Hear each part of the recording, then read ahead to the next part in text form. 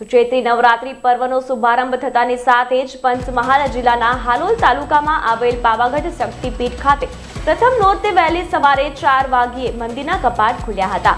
દર્શનાર્થીઓએ મહાકાલી માતાજીના દર્શન કરીને ધન્યતા અનુભવી હતી। ત્યારે પાવાગઢ ટ્રસ્ટ દ્વારા પણ દર્શનાર્થીઓને નવરાત્રી પર્વની શુભકામના પાઠવવામાં આવી છે। આગામી 9 દિવસ સુધી ગુજરાત સહિત મધ્યપ્રદેશ, રાજસ્થાન, મહારાષ્ટ્ર સહિત અન્ય રાજ્યોમાંથી મોટી સંખ્યામાં દર્શનાર્થીઓની ભારે ભીડ જોવા મળે છે। ચૈત્રી નવરાત્રીના પ્રથમ નોરતે વહેલી સવારથી દર્શનાર્થીઓનું ઘોડાપૂર જોવા મળ્યું હતું, જેમાં દર્શનાર્થીઓએ રેવાપથ પગપાળા ચાલીને થતા રોપવે થકી મહાકાળીના મંદિર ખાતે પહોંચ્યા હતા। નવરાત્રી શરૂ થતા અહીં વર્ષોથી નાની મોટી દુકાનો ધરાવતા વેપારીઓ પણ સારી એવી ગરાકી થતા ખુશખુશાલ જોવા મળ્યા હતા। માર્ચી સુધી જવા માટે એસટી વિભાગ દ્વારા પણ ખાસ બસો દોડાવાઈ રહી છે।